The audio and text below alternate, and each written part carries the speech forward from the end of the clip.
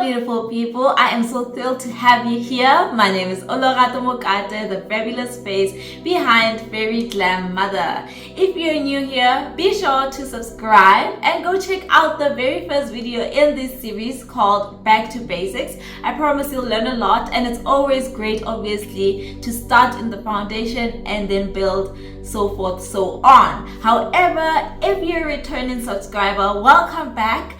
I'm back with an amazing topic. Today we'll be discussing exfoliators, as you've seen already from the title of this video. Without wasting any more time, let's get into it. There's a lot to discuss.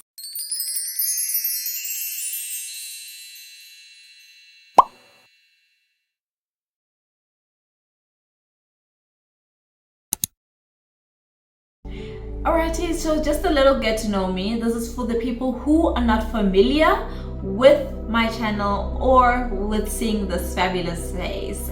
I am a qualified somatologist here in the lovely land of South Africa. I do not only rely on my expertise, I do further research, which will be linked in the description box. And if you'd like to contact me, my contact details are also linked in the description box. Like I mentioned, there's a lot to discuss today, so let us get started with the first question.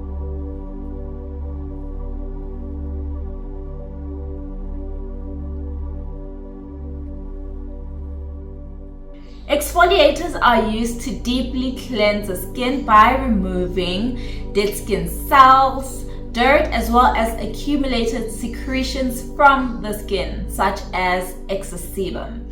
This in turn will assist the skin to return back to its youthful appearance, while also preparing the surface of the skin for easier product penetration.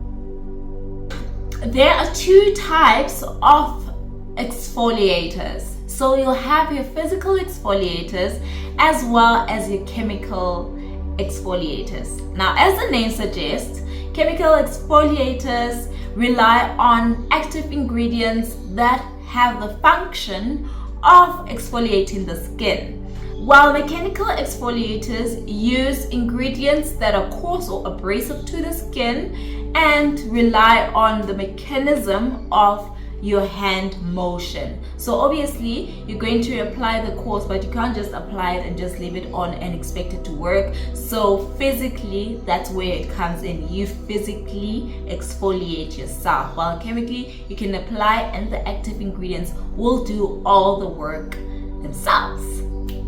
Got it? Good.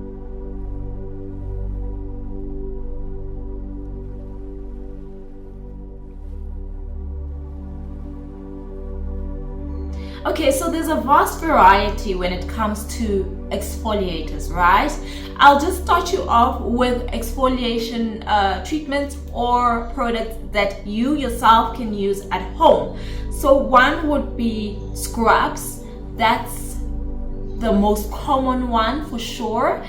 And then you'll have your enzymic peels or exfoliators. So these two are the typical ones that we can use at home. And then others would need a professional, such as a somatologist, advanced esthetician, or even a doctor for you to proceed with them. So these exfoliation types or treatments are normally found at your spas and medical aesthetic clinics. Okay, so we'll start with scrubs. I don't want no scrubs. Scrubs are kinda can't get no love from me. Personally, right? I know some skin types love scrubs, especially the oilier skin types, because they feel like once they polish their skin with a scrub, the skin feels much more smoother, much more cleaner. You know, it can actually breathe. So a scrub can be harsh for other skin types, such as your sensitive skin and dry skin. So as mentioned before, ingredients that are found in scrubs are most likely coarse or abrasive. This can include your whole nuts, apricot seeds, jojoba oil beads, as well as your salt, sea salt, sugar. Those are more of your common ingredients that are found in scrubs. And obviously, because they are abrasive to the skin, it's not something that you want to be using on a daily basis, meaning that a maximum is twice for you to use any exfoliator, but especially a scrub.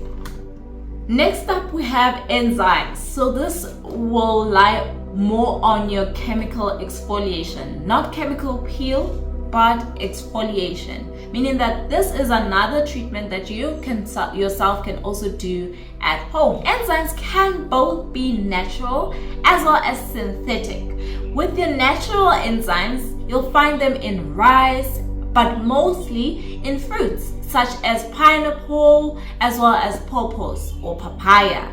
And then with synthetics, they are most commonly known as AHAs and BHAs. However, that's a topic on its own, and we'll go in depth with it soon, I promise. With regards to enzymes, they promote cell removal by breaking down keratin, which is the protein found in dead skin cells. Okay, so I've discussed the ones that you yourself can do at home. However, the next or following ones, you'd need a somatologist, therapist, or doctor to handle them for you, right? So first and foremost being chemical peels. Now these are amazing, not only at exfoliating the skin, but they help to reduce or remove wrinkles, scarring, acne scarring, hyperpigmentation, you know, the list goes on and on. However, I don't want to get in depth with these treatments because I will do a sit down on them individually, as there is a lot to unpack. So with chemical peels, they have 3 types of levels, which first and foremost would be a superficial layer or level rather, and then you'll have your medium level. Then last but not least, you'll have your deep level. Now this will have to do with the type of chemical you're using, as well as the percentage of the chemical. But like I said, we'll go in depth with it soon. And then there's microdermabrasion. Now this process works on the upper layers of the skin individually by using a tool that rapidly sprays the skin with aluminum oxide crystals while simultaneously removing or taking away the crystals with the separated skin. Then last but not least, there's dermaplaning. Not only does this remove the dead skin cells, but it also will remove the facial hair. No, your facial hair won't grow more thicker. This has to do with genetics and yada yada yada. We will discuss on a different day. However, this means your skin is left feeling extremely smooth. So can you just imagine the makeup application? Not that I promote makeup application right after doing dermaplaning. No. no, because your skin is exposed, so you need to follow in with repairing products as well as occlusive products, and protect the skin by all means with that sunscreen. However, this is amazing for people who can't tolerate a lot of these chemical products or products at all, and it is also fantastic for other people such as preggy women or mothers who are breastfeeding, right? Because there's no chemicals added. You can literally do the scraping dry, or you can use an oil, and grapeseed oil, or yes, grapeseed oil is obviously safe for pregnant women as well.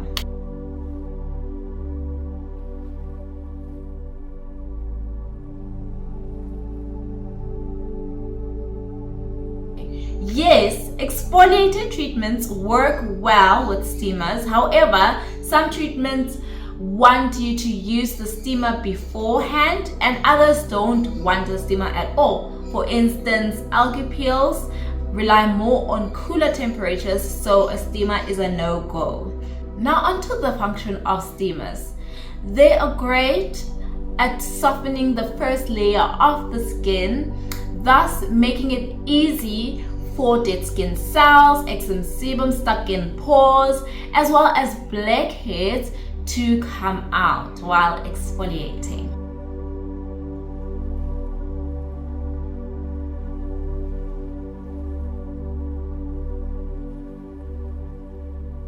Yes, some people do in fact, or some products rather, do in fact include both your chemical and physical exfoliators in one.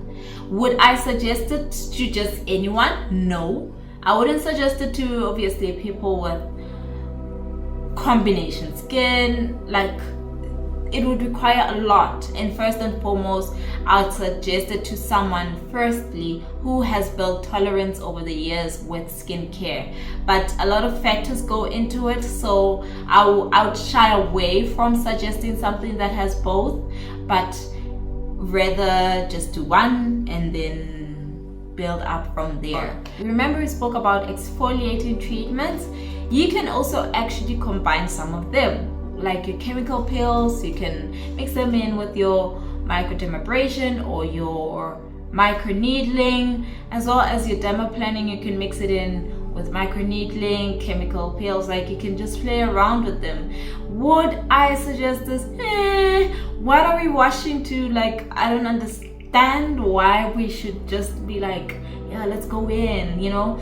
We can take it just a day at a time, a step at a time. But like I mentioned, the most important thing is your skin tolerance and your skin type, conditions. All of these factors, they play a role. So I wouldn't just support it or advise it to anyone, not just any Tom, Dick and Harry. So it is important to consult first and foremost your somatologist.